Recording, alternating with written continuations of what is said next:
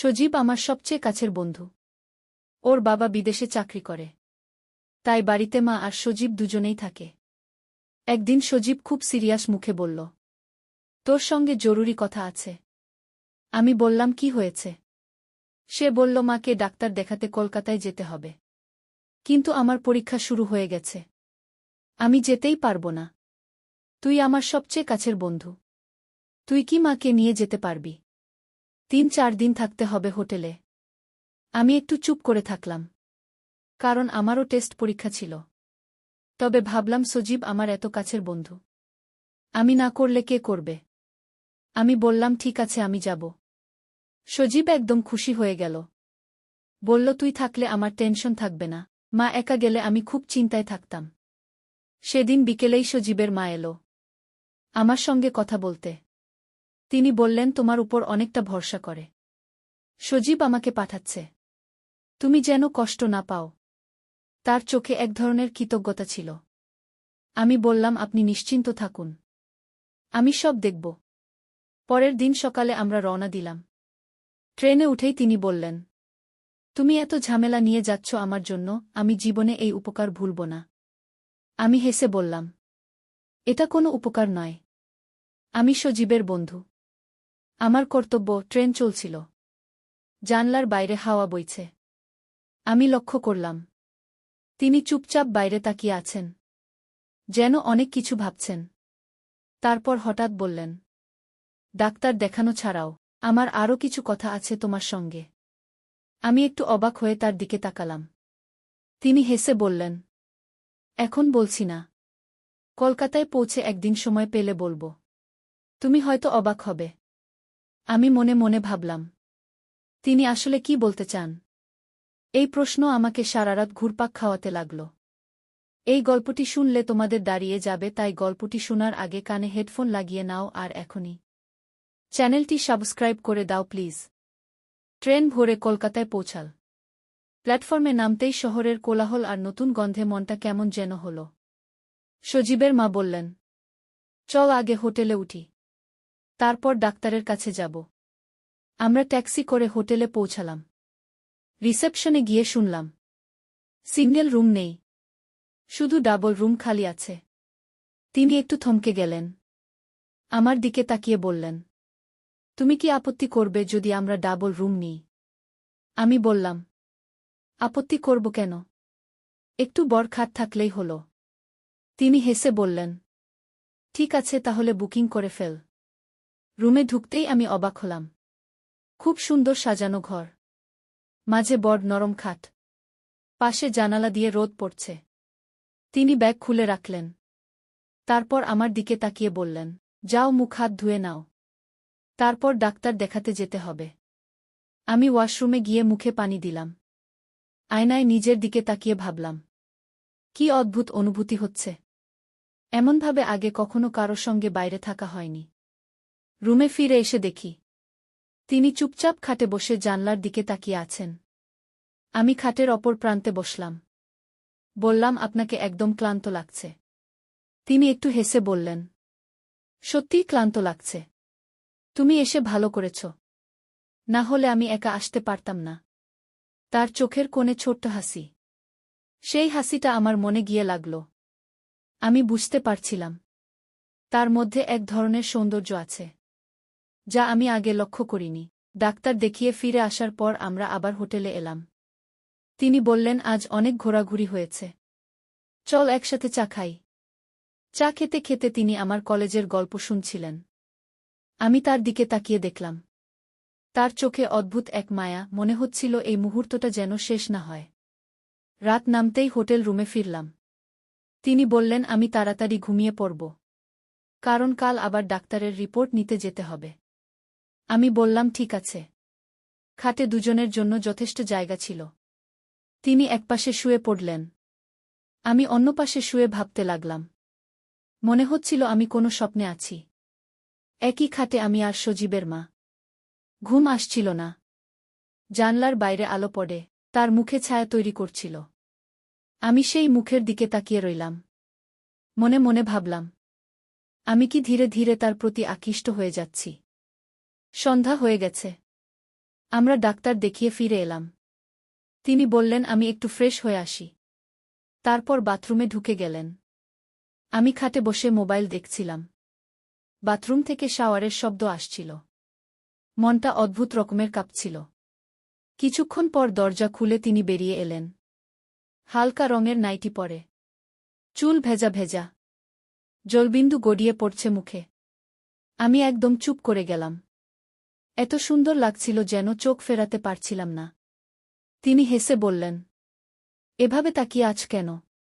যাও, তুমিও ফ্রেশ হয়ে এসো। আমি কিছু বললাম না। ওয়াশরুমে গিয়ে মুখে পানি দিয়ে ফিরে এলাম। খাটে এসে দেখি তিনি জানলার পাশে দাঁড়িয়ে চুল শুকাচ্ছেন। রোদে ঝিলমিল করছে তার মুখ। আমি মনে মনে ভাবলাম, সজীবের মা কতটা সুন্দর, কতটা নম্র। রাত নামল। আমরা দুজনেই খাটে শুয়ে পড়লাম। আমি একপাশে মুখ ফিরিয়ে শুয়ে আছি। অদ্ভুত লজ্জা লাগছে। তিনি আমার দিকে তাকিয়ে বললেন, তোমার লজ্জা কিসের? আমি তো তোমার মায়ের মতো। তুমি একদম স্বাভাবিক থেকো। আমি কিছু বললাম না। কিন্তু তার কণ্ঠে এমন মায়া ছিল যে মনে হচ্ছিল আমি সত্যিই আপন কারো কাছে শুয়ে আছি। হালকা আলো, আমি তার মুখের দিকে তাকালাম। তিনি ধীরে ধীরে চোখ বন্ধ করলেন। রাতের নীরবতায় আমি অনুভব করলাম তার পাশে থাকার অদ্ভুত এক শান্তি। হঠাৎ ঘুমের মধ্যে আমি টের পেলাম তিনি আমার হাতটা হালকা করে ধরেছেন। মনে হলো তিনি বুঝিয়ে দিতে চাইছেন, তুমি একা নও, তুমি নিরাপদ। আমি কিছু বলিনি, শুধু চুপচাপ চোখ বন্ধ করে রইলাম। মনে হচ্ছিল আমি সত্যিই কারো খুব কাছের হয়ে গেছি। ভোরবেলা ঘুম ভাঙল পাখির ডাক আর হোটেলের বাইরের হর্নে। চোখ খুলে দেখি সজীবের মা এখনো ঘুমোচ্ছে। তার মুখে এক অদ্ভুত শান্তি। চুল এলোমেলো হয়ে গেছে। মনে হচ্ছিল যেন কোনো ছবির দৃশ্য। আমি চুপচাপ উঠে জানলার পাশে দাঁড়ালাম। শহরের ব্যস্ততা শুরু হয়ে গেছে, কিন্তু আমার মন একদম শান্ত। কিছুক্ষণ পর তিনি উঠে বসে বললেন, তুমি এত ভোরে উঠলে কেন? আমি হেসে বললাম, শহরটা দেখতে ইচ্ছে করছিল। তিনি বললেন, চল আগে নাশতা করি, তারপর রিপোর্ট নিতে যাব। হোটেলের ডাইনিং হলে নাশতা করতে করতে তিনি আমার কলেজের কথা জানতে চাইছিলেন। আমি সব খুলে বললাম। তিনি মন দিয়ে শুনছিলেন। তার চোখে এক ধরনের মায়া আর স্নেহ। মনে হচ্ছিল যেন আমি সত্যিই আমার মায়ের সঙ্গে বসে আছি। তবুও মনটা কেমন যেন ধকধক করছিল। রিপোর্ট নিয়ে ডাক্তার দেখিয়ে যখন আমরা ফিরলাম, তিনি বললেন, ডাক্তার যা বলেছে তাতে চিন্তার কিছু নেই। এখন আর কোনো ঝামেলা নেই। আমি দেখলাম তিনি এখন অনেক হালকা মনে কথা বলছেন। রুমে ফিরে হালকা গান চালালেন, বসে চুল আঁচড়াতে লাগলেন। আমি খাটে বসে শুধু তাকিয়ে রইলাম। তার প্রতিটি ভঙ্গি, প্রতিটি হাসি, মনে হচ্ছিল আমার হৃদয় কাঁপছে। তিনি হঠাৎ আমার দিকে তাকিয়ে বললেন, তুমি এত চুপচাপ কেন? আমি বললাম, কিছু না, শুধু ভাবছিলাম। তিনি হেসে বললেন, এত ভেবে লাভ নেই, এখন একটু ঘুমিয়ে নাও, তারপর বিকেলে ঘুরতে যাব। আমি চুপচাপ খাটে শুয়ে পড়লাম। তিনি একপাশে শুয়ে পড়লেন। হালকা পর্দা নাড়িয়ে বাতাস ঢুকছিল। খুব শান্ত পরিবেশ। হঠাৎ আমি টের পেলাম তিনি আমার কাঁধে হাত রাখলেন। বললেন, তুমি তো একেবারে ক্লান্ত হয়ে গেছ, একটু আরাম করে ঘুমাও। আমি চোখ বন্ধ করলাম, কিন্তু ঘুম এলো না। বরং তার উপস্থিতি আমার মনকে অদ্ভুতভাবে আলোড়িত করছিল। মনে হচ্ছিল আমি এমন এক অনুভূতির মধ্যে ঢুকে পড়েছি যেখান থেকে আর বের হতে চাই না। বিকেলের রোদ তখন নরম হয়ে গেছে। আমরা দুজনেই হোটেল থেকে বের হলাম। সজীবের মা বললেন, এতদিন ডাক্তার দেখানো আর রিপোর্ট নিয়ে টেনশনে ছিলাম, আজ একটু মনটা হালকা।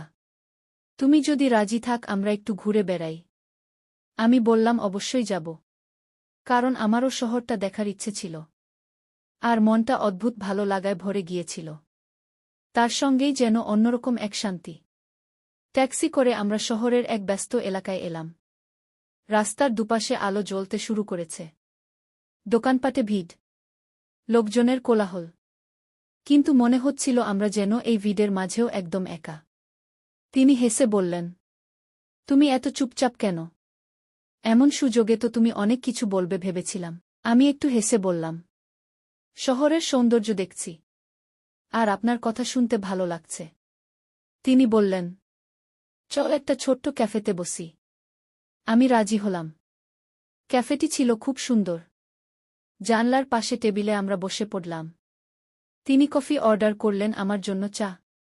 চা আসতেই তিনি বললেন, আজ এতদিন পর মনে হচ্ছে আমি একটু নিজের মতো করে নিঃশ্বাস নিচ্ছি। তুমি যদি না থাকতে আমি একা এভাবে আসতেই পারতাম না। আমি অবাক হয়ে তার দিকে তাকালাম। তার চোখে এক ধরনের কৃতজ্ঞতা ঝিলিক মারল। তিনি হেসে বললেন, তুমি ভাবছ আমি কেন এত কথা বলছি? কারণ আমি অনেকদিন ধরে কারো সঙ্গে এমন খোলাখুলি কথা বলিনি। তারপর তিনি সজীবের ছোটবেলার গল্প বলতে শুরু করলেন। কেমন দুষ্টুমি করতেন, কেমন পড়াশোনায় অলসতা করতেন। সব শুনে আমার মনে হচ্ছিল আমি যেন তাদের পরিবারেরই একজন। ক্যাফে থেকে বেরিয়ে আমরা নদীর ধারে হাঁটতে লাগলাম। শহরের আলো পানিতে প্রতিফলিত হয়ে ঝিকিমিকি করছিল। হাওয়া বইছিল ধীরে ধীরে।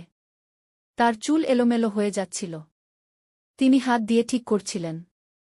আমি চুপচাপ তাকিয়ে রইলাম। তিনি হঠাৎ বললেন, তুমি যদি আমার ছেলে না হয়ে একজন বন্ধু হতে, তাহলে হয়তো আমি আরও অনেক কথা বলতাম। আমি একটু অবাক হয়ে বললাম, আপনি তো আমাকে বলতেই পারেন যা ইচ্ছে। তিনি একটু হেসে বললেন, তুমি এখন বড় হয়েছ। তোমাকে আমি ছেলের চোখে দেখলে আর পারি না। তুমি অনেক বেশি পরিণত। তোমার সঙ্গে কথা বলতে ভালো লাগে। আমার মনে কেমন যেন হলো। এক ধরনের অদ্ভুত টান অনুভব করলাম। হয়তো তিনি আমাকে খুব বিশ্বাস করে বললেন। কিন্তু আমার মনে হচ্ছিল আমি তার খুব কাছের মানুষ। রাত হয়ে গেল। আমরা হোটেলে ফিরলাম। তিনি হেসে বললেন, আজকের দিনটা মনে থাকবে অনেক দিন। তুমি আমার মনটা হালকা করে দিলে। আমি কিছু বললাম না। শুধু মনে মনে ভাবলাম, হয়তো আমি ধীরে ধীরে তার প্রতি দুর্বল হয়ে যাচ্ছি। রুমে ঢুকেই তিনি বললেন, আজ সারাদিন ঘোরা হয়েছে। চল আগে হাত মুখ ধুয়ে নেই। তারপর একটু বিশ্রাম নেব। আমি ওয়াশরুমে গিয়ে মুখ ধুয়ে ফিরে এলাম। তিনি তখন জানলার পাশে দাঁড়িয়ে বাইরে তাকাচ্ছেন। রুমের হালকা আলো, তার মুখে এক ধরনের কোমলতা। আমি খাটে বসলাম। তিনি আমার দিকে তাকিয়ে হেসে বললেন, তুমি কি কিছু ভাবছ? আমি বললাম, কিছু না। শুধু আজকের দিনটা খুব ভালো লেগেছে। তিনি হেসে বললেন, আমারও তাই মনে হচ্ছে। তুমি একদম শান্ত স্বভাবের ছেলে। তুমি পাশে থাকলে মনে হয় সব সহজ হয়ে যায়। আমরা দুজনেই খাটে শুয়ে পড়লাম। আজ কোনো অস্বস্তি লাগছিল না। বরং মনে হচ্ছিল আমি তার খুব কাছের কেউ। আমি চোখ বন্ধ করলাম। কিন্তু ঘুম এলো না। মনে হচ্ছিল আমার হৃদয় জোরে জোরে ধুকপুক করছে। রাতের নীরবতায় আমি হালকা শ্বাস শুনতে পাচ্ছিলাম। হয়তো তিনি ঘুমিয়ে পড়েছেন। হঠাৎ টের পেলাম, তিনি আমার হাতটা আলতো করে ধরলেন। হয়তো ঘুমের মধ্যেই। কিন্তু আমার মনে হচ্ছিল, তিনি যেন বলতে চাইছেন আমি একা নই। আমি নিরাপদ। আমি চুপ করে চোখ বন্ধ করে রইলাম। মনে হচ্ছিল আমি সত্যিই কারো খুব কাছের হয়ে গেছি। সকালে ঘুম ভাঙল হালকা সূর্যরশ্মি আর জানলার বাইরে পাখির কোলাহল শুনে। আমি চোখ খুলেই দেখলাম সজীবের মা হালকা চুল আঁচড়াচ্ছেন। হালকা রোদ পড়ছে তার মুখে। এমন শান্তির অনুভূতি আগে কখনো পাইনি। তিনি হেসে বললেন, ভোরে উঠলে শহরটা দেখতে মজা হয়। আমি বললাম, সত্যিই সুন্দর লাগছে। এভাবে সকাল শুরু করা বেশ ভালো। তারপর আমরা হোটেলের ডাইনিং হলে নাশতা করতে গেলাম। ছোট্ট টেবিলে বসে চা আর ব্রেড খেতে খেতে তিনি আমার কলেজের গল্প জানতে চাইছিলেন। আমি খুলে বললাম সব, সজীবের ছোটবেলার গল্প, পড়াশোনার চাপ, বন্ধুদের সঙ্গে আড্ডা। তিনি মন দিয়ে শুনছিলেন। মাঝে মাঝে হেসে ওঠেন, এমনভাবে যেন পুরো রুম আলোকিত হয়ে উঠছে। আমি লক্ষ্য করলাম তার চোখে এক ধরনের কোমলতা। মনে হচ্ছিল আমি তার অনেক কাছের। তবু এক অদ্ভুত টান অনুভব হচ্ছিল। যেন তাকে একা ছাড়া কিছুই ঠিক হবে না।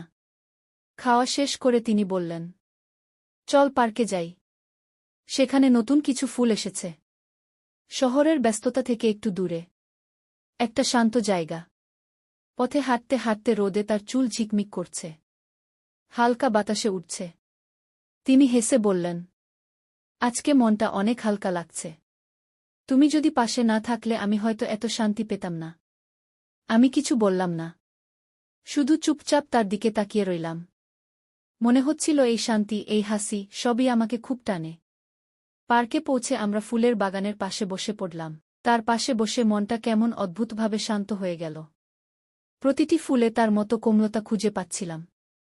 প্রতিটি ঝড়ের মতো হাওয়ায় তার উপস্থিতি অনুভব হচ্ছিল। তিনি হেসে বললেন, তুমি এত চুপচাপ কেন? আমি বললাম, শুধু দেখছি। ফুলগুলো আপনার মতো সুন্দর। তিনি হেসে হেসে বললেন, আমার মনে হয় তুমি সত্যিই বুঝতে পারছ কতটা সহজ, কতটা শান্তি নিয়ে আসে এমন মুহূর্ত। আমি কিছু বললাম না, শুধু তার পাশে বসে চুপচাপ সেই শান্তি অনুভব করছিলাম। বিকেল হয়ে এল। আমরা হোটেলে ফিরে এলাম। রুমে ঢুকেই তিনি বললেন, আজকের দিনটা মনে থাকবে অনেক দিন। তুমি পাশে থাকলে সব সহজ লাগে। আমি খাটে শুয়ে গেলাম। তিনি পাশেই শুয়ে পড়লেন। রাতের নীরবতা আর হালকা বাতাস, সবকিছু যেন আরও ঘনিষ্ঠ হয়ে উঠল। হঠাৎ টের পেলাম, তিনি ঘুমের মধ্যে আমার হাতটা ধীরে ধীরে ধরলেন। মনে হচ্ছিল যেন বুঝিয়ে দিচ্ছেন, আমি নিরাপদ, একা নই। আমি কিছু বললাম না, শুধু চোখ বন্ধ করে সেই উষ্ণতা অনুভব করছিলাম। মনে হচ্ছিল এই অনুভূতি আর কখনো হারাতে চাই না। রাত গভীর হতে হতে আমি ঘুমাতে পারলাম না। তার পাশে শুয়ে থেকে ভাবছিলাম, আমার অনুভূতি ক্রমশ বাড়ছে। তার কোমলতা, তার হাসি, তার উপস্থিতি, সব কিছুই আমাকে আকৃষ্ট করছে। এই রাতের নীরবতা, ঘরের হালকা আলো, জানলার বাইরে বাতাস, সব মিলিয়ে মনে হচ্ছিল আমরা যেন একে অপরের জন্যই তৈরি। সকালে ঘুম ভাঙল জানলার বাইরে পাখির কোলাহল শুনে। আমি চোখ খুলেই দেখলাম সজীবের মা হালকা চুল আঁচড়াচ্ছেন। হালকা রোদ পড়ছে তার মুখে। এমন শান্তির অনুভূতি আগে কখনো পাইনি। তিনি হেসে বললেন, ভোরে উঠলে শহরটা দেখতে মজা হয়। আমি বললাম, সত্যিই সুন্দর লাগছে। এভাবে সকাল শুরু করা বেশ ভালো। তারপর আমরা হোটেলের ডাইনিং হলে নাশতা করতে গেলাম। ছোট্ট টেবিলে বসে চা আর ব্রেড খেতে খেতে তিনি আমার কলেজের গল্প জানতে চাইছিলেন। আমি খুলে বললাম সব, সজীবের ছোটবেলার গল্প, পড়াশোনার চাপ, বন্ধুদের সঙ্গে আড্ডা। তিনি মন দিয়ে শুনছিলেন, মাঝে মাঝে হেসে ওঠেন, এমনভাবে যেন পুরো রুম আলোকিত হয়ে উঠছে। আমি লক্ষ্য করলাম তার চোখে এক ধরনের কোমলতা। মনে হচ্ছিল আমি তার অনেক কাছের। তবু এক অদ্ভুত টান অনুভব হচ্ছিল, যেন তাকে একা ছাড়া কিছুই ঠিক হবে না। খাওয়া শেষ করে তিনি বললেন, চল পার্কে যাই। সেখানে নতুন কিছু ফুল এসেছে। শহরের ব্যস্ততা থেকে একটু দূরে একটা শান্ত জায়গা। পথে হাঁটতে হাঁটতে রোদে তার চুল ঝিকমিক করছে, হালকা বাতাসে উঠছে। তিনি হেসে বললেন, আজকে মনটা অনেক হালকা লাগছে। তুমি যদি পাশে না থাকলে আমি হয়তো এত শান্তি পেতাম না। আমি কিছু বললাম না, শুধু চুপচাপ তার দিকে তাকিয়ে রইলাম। মনে হচ্ছিল এই শান্তি, এই হাসি, সবই আমাকে খুব টানে। পার্কে পৌঁছে আমরা ফুলের বাগানের পাশে বসে পড়লাম। তার পাশে বসে মনটা কেমন অদ্ভুতভাবে শান্ত হয়ে গেল। প্রতিটি ফুলে তার মতো কোমলতা খুঁজে পাচ্ছিলাম। প্রতিটি ঝড়ের মতো হাওয়ায় তার উপস্থিতি অনুভব হচ্ছিল। তিনি হেসে বললেন, তুমি এত চুপচাপ কেন? আমি বললাম, শুধু দেখছি। ফুলগুলো আপনার মতো সুন্দর। তিনি হেসে হেসে বললেন, আমার মনে হয় তুমি সত্যিই বুঝতে পারছ কতটা সহজ, কতটা শান্তি নিয়ে আসে এমন মুহূর্ত। আমি কিছু বললাম না, শুধু তার পাশে বসে চুপচাপ সেই শান্তি অনুভব করছিলাম।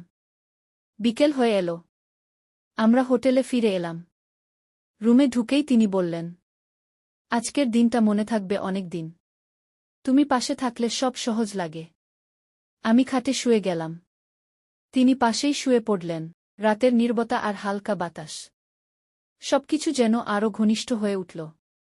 হঠাৎ টের পেলাম, তিনি ঘুমের মধ্যে আমার হাতটা ধীরে ধীরে ধরলেন। মনে হচ্ছিল যেন বুঝিয়ে দিচ্ছেন, আমি নিরাপদ, একা নই। আমি কিছু বললাম না, শুধু চোখ বন্ধ করে সেই উষ্ণতা অনুভব করছিলাম। মনে হচ্ছিল এই অনুভূতি আর কখনো হারাতে চাই না। রাত গভীর হতে হতে আমি ঘুমাতে পারলাম না। তার পাশে শুয়ে থেকে ভাবছিলাম, আমার অনুভূতি ক্রমশ বাড়ছে। তার কোমলতা, তার হাসি, তার উপস্থিতি, সব কিছুই আমাকে আকৃষ্ট করছে। এই রাতের নীরবতা, ঘরের হালকা আলো, জানলার বাইরে বাতাস, সব মিলিয়ে মনে হচ্ছিল আমরা যেন একে অপরের